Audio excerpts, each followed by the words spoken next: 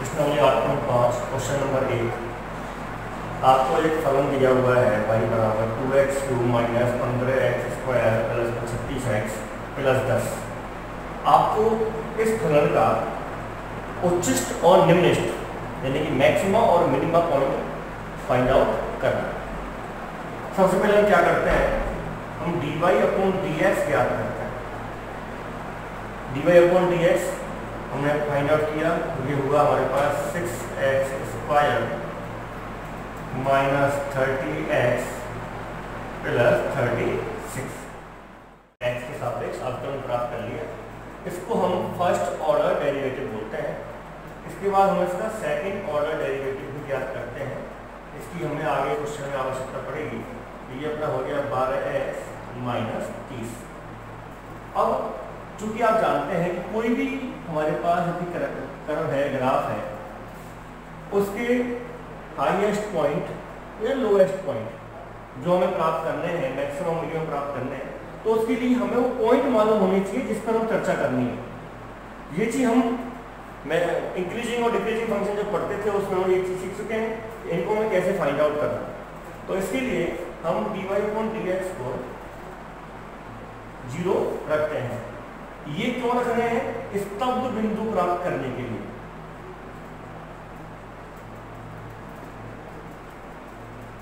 स्तब्ध बिंदु जिसको हम स्टेशनरी पॉइंट भी बोलते हैं। dy/dx बराबर dy/dx हमारे पास 6x² minus 30x plus 36 equal to 0। 6 common आया, x² माइनस 5x प्लस 6 बराबर 0। x² माइनस 5x प्लस 6 बराबर 0। 6 को सौभाग्य दें। द्विघात समीकरण है, सॉल्व करते हैं। इस तरह से x minus 3 minus 2 x minus 3 बराबर 0। x माइनस 3 और x माइनस 2 बराबर 0। इस प्रकार हमें x की दो वैल्यू प्राप्त होती हैं। पहली है 2 और दूसरी है 3। ये 2 और 3 जो है ये हमारे स्टेशनरी पॉइंट है दिए गए फलन के। ठीक है क्या? अब क्या करना है, देखो x बराबर 2 और 3 स्तब्ध बिंदु है, स्तब्ध बिंदु है। अब देखें हमें कि x बराबर 2 और 3 जो है ये अब हमें d2/dx² में पक करना है। तो सबसे पहले d2/dx² का मान x बराबर 2 पर x बराबर 2 रख रहे हैं तो ये हो गया 12 माइनस 30। इस तरह से हमें प्राप्त हुआ -6। और दूसरा है d2/dx² x बराबर 3 पर और ये प्राप्त हुआ है 12 गुणा 3 माइनस 30। ये प्राप्त हुआ है हमें 6। अब देखो बेटा d2/dx² में जैसे ही हम स्तब्ध बिंदुओं के मान रखते हैं तो हमें 3 कंडीशन प्राप्त होती हैं। या तो जो हमें प्राप्त मान है वो 0 से बड़ा होगा यानी कि पॉजिटिव होगा, या नेगेटिव होगा, या x बराबर इसका मान रखने पर 0 प्राप्त होगा। तो इसका मान यदि हमें 0 प्राप्त हो तो उसके लिए अलग बात है, बताऊंगा बाद में। पहले हम इस क्वेश्चन की बात कर रहे हैं। यहाँ हमें एक मान तो x से छोटा प्राप्त हुआ है और एक मान 0 से छोटा प्राप्त हुआ है और दूसरा मान 0 से बड़ा प्राप्त हुआ है। यानी कि ये जो वैल्यू है ये 0 से छोटी है। 0 से छोटी वैल्यू जो होती है वो हमारे दिए गए फलन का उच्चतम मान होता है, मैक्सिमम वैल्यू होती है।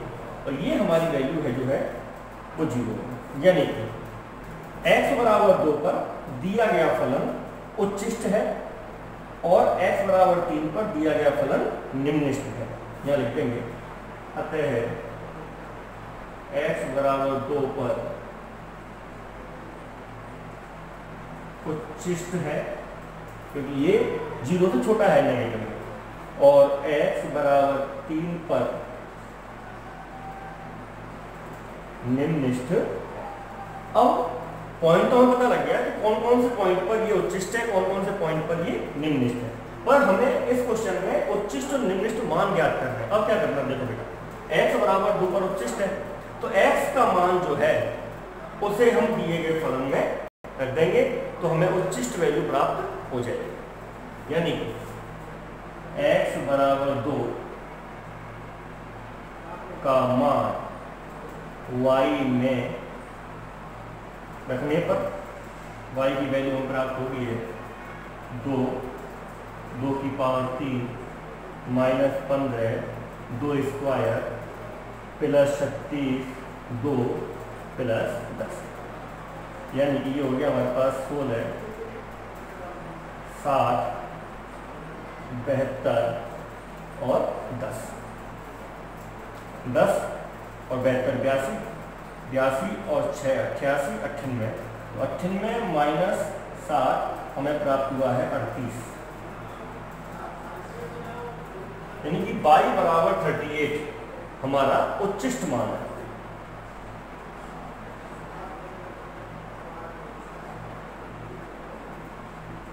अब निम्निष्ठ मान की बात करें तो निम्निष्ठ मान के लिए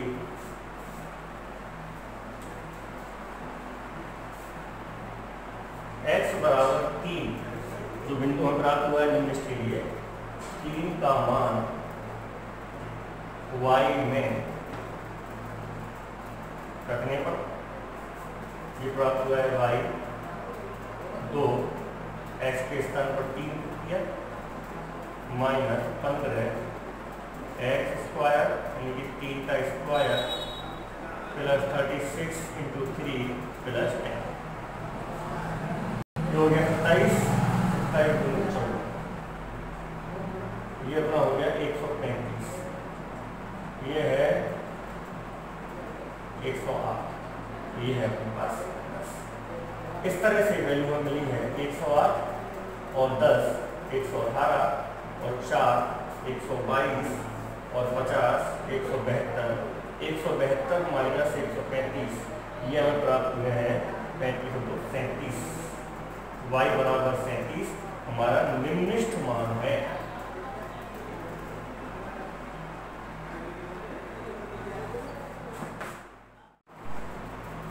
क्वेश्चन है बी, हमें y बराबर ये फलन दे रखा है, मैक्सिमम और मिनिमम पॉइंट हमें फाइंड आउट करने हैं। y बराबर में मल्टीप्लाई किया तो हमें प्राप्त हुआ है x की power 3 minus 6x square plus 11x minus 6। अब हम क्या करते हैं बेटा dy अपॉन dx प्राप्त करते हैं, ये हमें मिलता है 3x square minus 12x plus 11, जिसको कि आगे चल के अपन बराबर शून्य रख देंगे और स्तंभ बिंदु प्राप्त कर लेंगे। इसके बाद हम इसका सेकंड डेरिवेटिव फाइंड आउट करते हैं, ये हमें मिलता है 6x माइनस 12, ठीक है बेटा। इसको मैं लिखूँ नंबर 1, इसे देते हैं नंबर 2। तो समीकरण 1 से समीकरण 1 हमारे पास dy अपॉन dx इसको बराबर हम रखते हैं 0, ठीक है ना।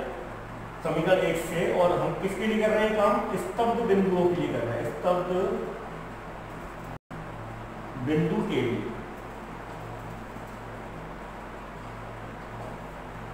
dy अपॉन dx है 3x square minus 12x plus 11 equal to 0। ये हमारे पास द्विघात समीकरण है, x की 2 वैल्यू प्राप्त होंगी तो श्रीधराचार्य जो हमारे पास है सूत्र उससे करते हैं minus b plus minus under root b square 144 minus 4a और c बटे 2a। अतः निम्नलिखित मान होगा y बराबर x माइनस 1 है तो इसे बदलूँ मैं 2 प्लस 1 बटे under root 3 minus 1 x minus 2 plus 1 बटे अंडर रूट 3 माइनस 2 और x माइनस 3 2 प्लस 1 बटे अंडर रूट 3 माइनस। सॉल्व करते हैं बेटा, 2 माइनस 1 है 1 प्लस 1 अपॉन रूट 3, 2 में 2 कैंसिल, ये प्राप्त हुआ 1 बटे अंडर रूट 3। इधर देखें ये हमें प्राप्त हुआ बेटा 1 बटे अंडर रूट 3 माइनस 1, ठीक ठीक है, अब देखते हैं 1/√3। देखो 1/√3 प्लस 1/√3 माइनस 1, यानी a प्लस बी और a माइनस बी, जो कि होता है a² माइनस b²। a² हो गया यहाँ पर 1/3 और b² हो गया 1।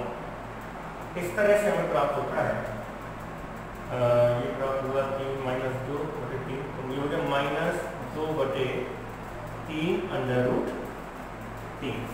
ये हमारे पास y की वैल्यू। अब समीकरण 2 में x का दूसरा मान रखते हैं, तो d2y/dx² में x बराबर रखना है अपन 2 - 1/√3। ठीक है भाई, ये हो जाएगा वो 6x है, x के स्थान पर 2 - 1/√3 और -12। ये हमें होगा 12 - 6/√3 -12, ये कैंसिल हो गए। इस तरह से हमें माइनस में संख्या मिली है जो कि 0 से छोटी है। अतः x बराबर 2 - 1/√3 पर फलन उच्चिष्ट है। अतः उच्चिष्ट फलन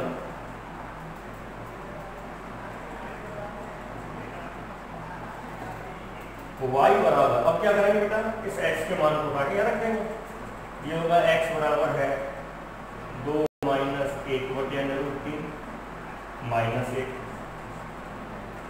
2 - 1/√3 -2, 2 - 1/√3 -3।